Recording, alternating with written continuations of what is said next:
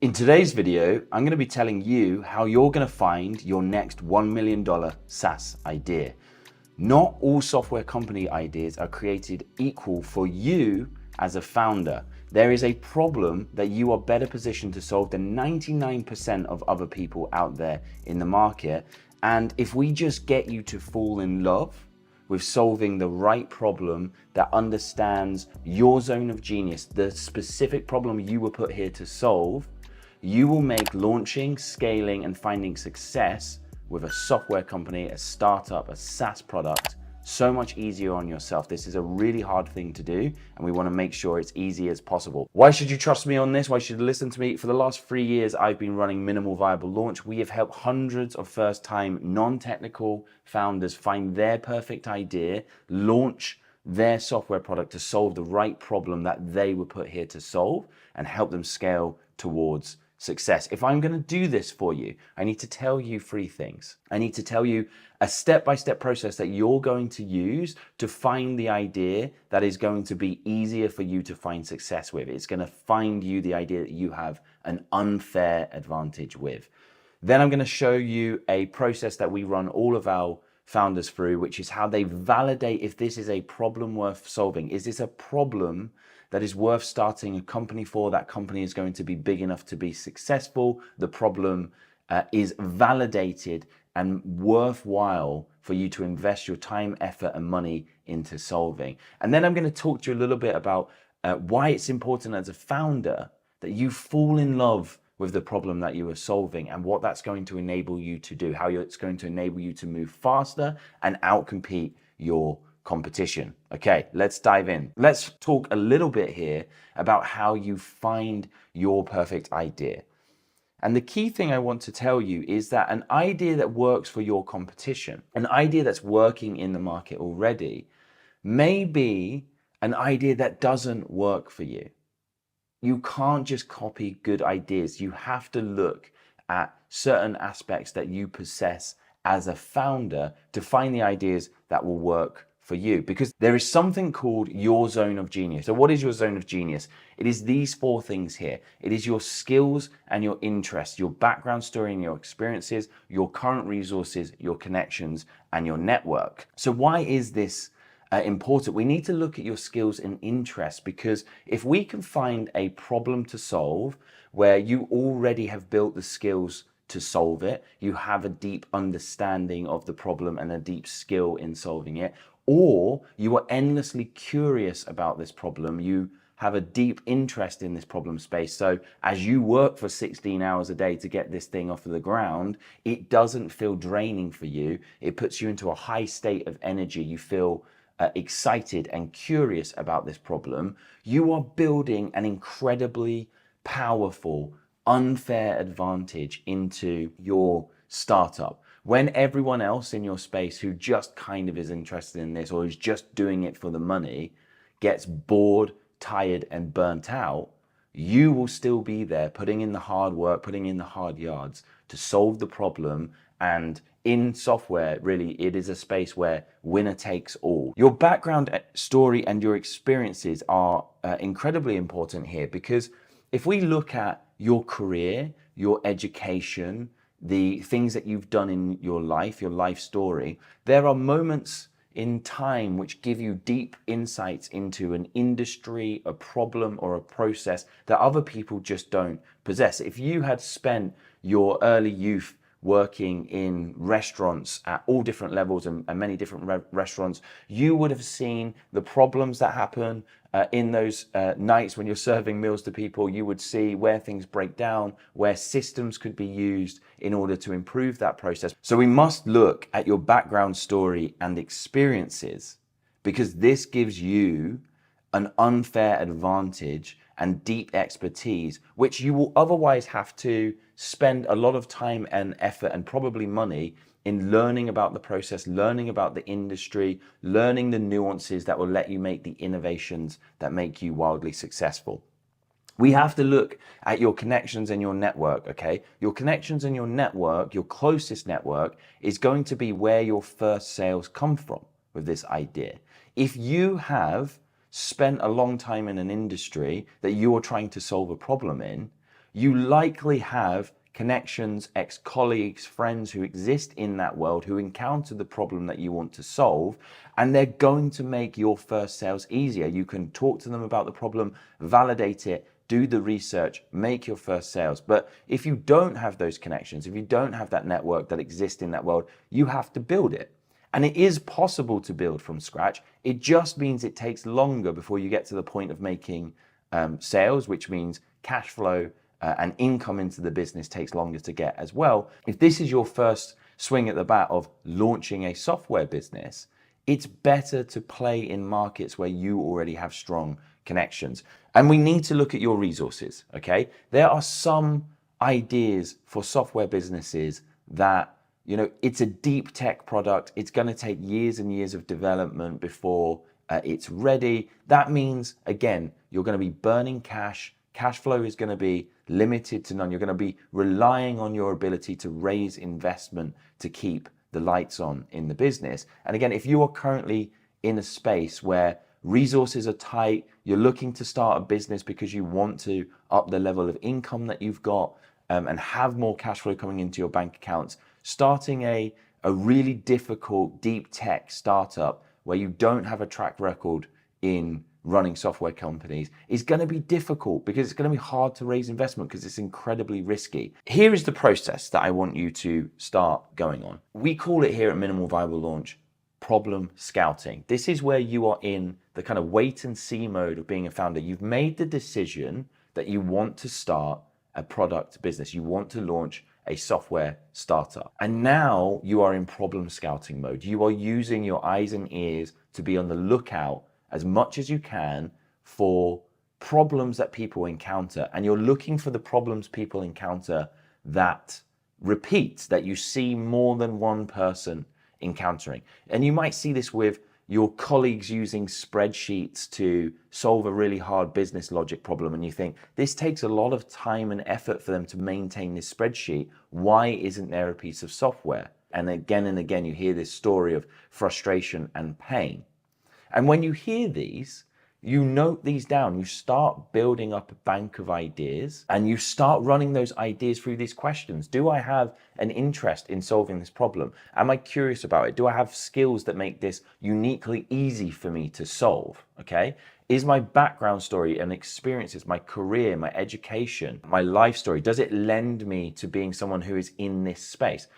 Do I have connections or a network in this space? And do I have the resources to get an idea like this launched? And if you're a first-time founder, the resources question might be hard to answer. You can reach out, like leave a comment on here. I can give you a general indication of ranges of what it might cost to launch an idea that you're thinking about. That is hard, but if you speak to someone who is technical and you have a very detailed description of what you want to build and why, you can start to answer that resources question, okay? Is this a problem worth solving? This is a key piece of the validation you need to do long before you write a single line of code, long before you hire a development agency like Minimal Viable Launch to help you build and launch a product. We need to start thinking about, is this an idea I should even be spending my time on? There are some ideas that will just never work because the market is just not there and will not support the level of investment that you need, okay? So how do you do this validation? We have here the idea validation matrix. This is something that we use with all of our customers here at Minimal Viable Launch when we're talking, in the early stages of developing their product and their idea. Is this an idea that is actually worth pursuing? If your idea, when you go through these series of questions, lands on any of these two bottom quadrants here, you need to go back to the drawing board and either change things about your idea or just scrap the idea entirely. My absolute favorite place to innovate in is this top left quadrant here. We call these the zebras. It has few possible users, so it's a niche product. But in being niche, it can be much higher value, much easier because it is a laser focused product. It solves a specific problem for a specific type of customer. It is high usage or high value in doing so. These are profitable companies. They're sustainable companies. They usually are bootstrapped. They don't take on investment. They grow more slowly at the beginning, but their customers absolutely love this product because it understands them so well, and they just buzz off of using this product, okay? So we love working here. On the top right quadrant here, this is where, you know, you've got your mass market products. This is your unicorn billion-dollar exit kind of territory. It's high usage, it's high value, it has many users. They often take an awful lot of investment to get off the ground. You're looking for scale to really make the economics work here. You know, there's many videos out there online on how you launch the next unicorn company. If your idea passes the validation matrix test, and you're going to ask yourself the questions of, can I make it higher usage? Can I make it higher value? Can I niche it down? Can I find more users for it? Then we must test if you can get traction. So this is so important. Most people have an idea, they run out the gates and they start investing in building the product, and then they try to sell it. Instead, you are going to use the 7-figure launch sequence that we've done many videos on. This is the way that we launch products with our customers here at Minimal Viable Launch. They have an idea. They validate if that idea is actually worthwhile solving and is viable as a business from an economic standpoint in the first place. Then we design the vision. This is how we're going to solve the problem. We're going to understand the problem a little bit more. We're going to do some design thinking. We're going to put some screens together. We're going to create a clickable prototype, and then we're going to sell it. And most people get this completely backwards. They leave selling it to after they've launched it and built it. Okay? But you're going to sell it now. You're going to jump on calls with people. You're going to show them. You're going to talk to them about the problem you're solving. You're going to show them your solution, and then you're going to ask them to join your wait list. You're going to ask them to give you an email. You can get back in contact with them. Or if you're feeling really brave, you're going to ask them to sign up to become a beta tester at a cut rate price in order to give you feedback and grow and help shape the direction of the growth of this product. Okay? If you cannot sell it now, it's not going to get any easier in the future to sell. Your first sales will come from your warmest network. You're going to look at all of your contacts. You're going to put them into a spreadsheet, and it's going to be everyone that you know who might suffer from the problem you're going to solve. And again, we go back to that zone of genius. If you have the networks and connections for this idea, for people who suffer from this problem, this exercise is way easier. And this is how you see that the zone of genius is so important to focus on, because if you have more warm leads right out the gate, you will grow faster. And then you're going to send them a simple and direct invite. And when you send them that invite on the call, you're going to show them the product. You're going to get them speaking about their experiences. We've got some videos on this channel about conducting customer research, asking killer questions, and how to do that. You just get them really excited about the problem and your solution. And when they're excited, you say, would you like to join our beta community? Would you like to join our waitlist so that when this launches, we can get in contact with you? Would you like to actually use this product? We're going to give you a discounted rate for being one of the first adopters. That's traction. You can say to yourself genuinely, like hand on heart, this has got traction. It's an idea worth solving. It passed the validation matrix. This is something that I can take the risky bet to invest in. When I launch it, I already have customers waiting. It's such a nicer launch sequence. Why am I talking to you about falling in love with the problem? What do I mean by this? This problem here is called the desert of no traction and the time it takes to find product market fit. This is why, right? You are going to launch, and because your first sales are the easiest, you're going to have the initial enthusiasm. You're going to make those sales. It's going to be great. You're thinking, oh my God, we're going to rock it out the gates, and we're going to be making so much money. Our monthly recurring revenue is going to go through the roof. And then you're going to realize something. It doesn't work. You don't know how to sell it. You don't know how to market it. You don't know how to position it. And as that difficulty curve goes up past your initial customers, your skill level as an entrepreneur may not be at the place where you can market, advertise, sell, and close people who have that higher level of difficulty. And this desert of no traction is a sucky place to be. Most founders think it will take 12 months to find product market fit, but the data actually shows that we take about 16 to 24 months to find product market fit. And until you find product market fit, you are not going to be consistently making great monthly recurring revenue. Your revenue is probably either neutral or net negative, so you're losing money. So this is where falling in love with the problem comes into play, because the only way you escape the desert is you have to earn the right to find product market fit. What do I mean by that? Fundamentally, product market fit is you understanding the problem that your customers are suffering from on such a deep level you can articulate it better than they can. You have to earn the right by understanding the problem. So if you commit to falling in love with the problem and deepening your understanding, going further, doing more research, doing more thinking about how to solve this problem in more and more incredible ways, you'll start to get out of the desert of no traction and you'll enter the valley here, the valley of maybes, right? This is where you might find a key piece of information about your customer base that makes you go, huh, that is interesting. I wonder if we launched this feature, would that solve an incredible problem that people would be really excited about? And eventually, you know, these things will like kind of work, kind of not work. And you just got to keep putting in the work, understanding the problem more, getting to know your customers better, getting to know the market better, right? And eventually you will hit that inflection point of finding product market fit. And that's where your company will rocket up and you will scale and you will have a different problem entirely, which is the scale can start to break the company, which is a fun place to be.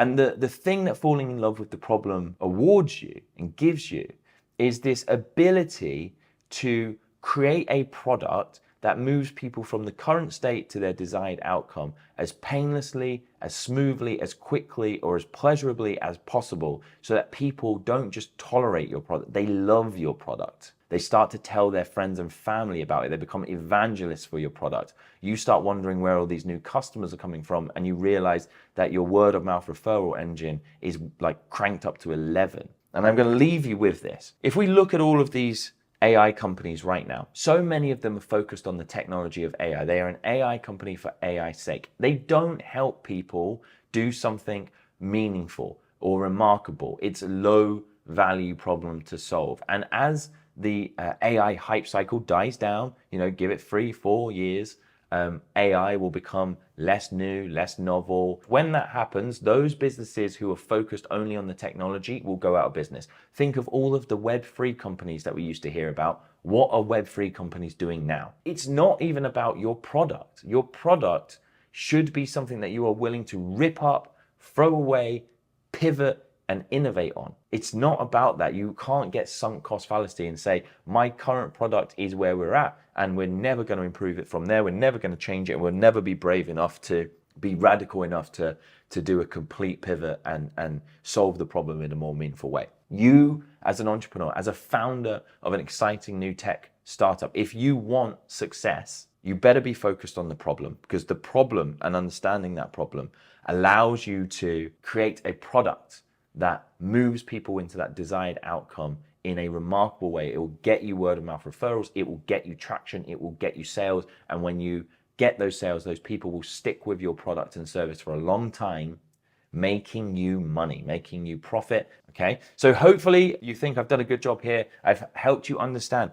how you're going to find your $1 million SaaS idea, how you're going to validate if that idea is worth solving and if you can get traction with it, and why, if you just commit to falling in love with the problem, many great riches and rewards can become yours as an entrepreneur. It's the true job of entrepreneurship. If you liked this content, give us a like, hit that subscribe button. We release videos on launching startups and being a better founder every week here at the Minimal Viable Launch. And if you have a product idea and you want to talk about how you can get traction, make those first sales and launch it as fast as possible, drop a comment or click the book a call button in the description below. I would be happy to speak with you all. We will see you next week.